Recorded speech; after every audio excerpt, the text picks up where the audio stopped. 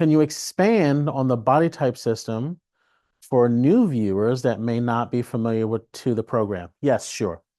So in ancient times, they had what's called constitutional assessment. So in ancient times, we had the concept of the wuxing. And the concept of the wuxing meant the five phases. And they have translated this as the five elements. But it didn't really mean five elements. It meant how things were moving from one element to the next. So we had earth, then in the earth we find the metals. When we melt the metals, then they become like fluid. So then that was the water. We use the water to help nurture the earth. The wood, the plants.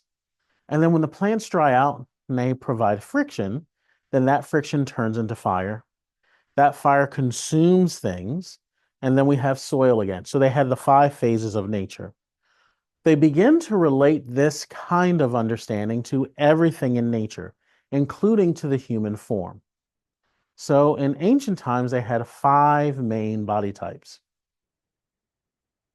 So what I did is go back and look at that original system and then help Westerners who were never going to learn Chinese, who were never going to learn ancient Chinese and ancient medical Chinese. Well, what is that meaning? Because it's kind of ridiculous that I can be an earth or a metal or whatever. So what does that all mean?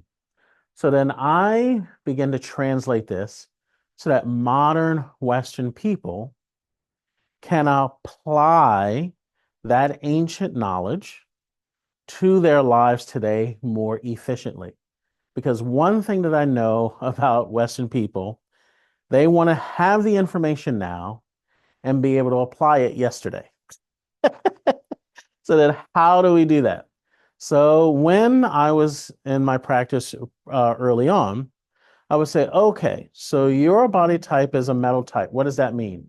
It means that you like to do this and that, and this is how your body functions. They go, oh, wow, how do you know me so well? Well, this is just a description of the ancient body types. And then I put different types of labels on them, like dancer soldier or a thespian, or different types of royals, or different types of, the giver or the problem solver or whatever. Okay, to help you understand what that meant from an ancient Chinese standpoint, because a picture can be worth 1,000 words, right? So ancients always, whether it be Chinese or Egyptian or other types of languages, the ancients always use picture. So it could have meant anything.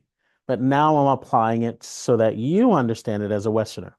So once you understand what your constitution is, then we have different ideas about how you can cooperate with me as a practitioner. So then I have what's called the three avoidances.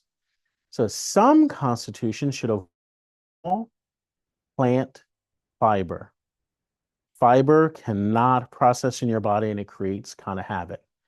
Then also animal flesh for certain constitutions. And then others, all grains. So people are finding out about gluten-free now, but I'm saying grain-free. You should have never come in contact with grain. And then that's what creates all the issues for your particular constitution. So you have the three avoidances. That's your responsibility. Then my responsibility as a physician is to know your constitution, know what type of interventions will work best for you, and then help you come up with a treatment plan that will work with your lifestyle so that you're consistent and then you get the results that you're looking for your personal lifestyle. So I use the body type system as a way to get clear information to you as the patient and then find out as we talk back and forth, what are you willing to do to change and what are you going to be consistent with so that I can make and customize a treatment program just for you. So then we have a lot of different options. So then once we do the body type system, I may recommend to you acupuncture protocol, herbal protocol, massage protocol, nutritional counseling protocol, exercise physiology protocol, which is the physio restorative therapy, or other types of things that we may do with moxibustion or what have you. So then now, once we decide together as your advocate, I'm the physician that is your advocate, what you're willing to do. Then we're going to do that and say, okay, here's the time frame that we're going to use to accomplish that goal. So then now we have a treatment course, a treatment plan, and we can go from there. So then from there, now we can look at different conditions that you may be experiencing and then start forth on a treatment protocol. And that's where we have the memberships. So with the acupuncture protocols, you may have 10, 20, 25, and 30 visits in the office where I examine you each time and we adjust, getting you to your end goal. And then you may have the herbal protocols that I talked about.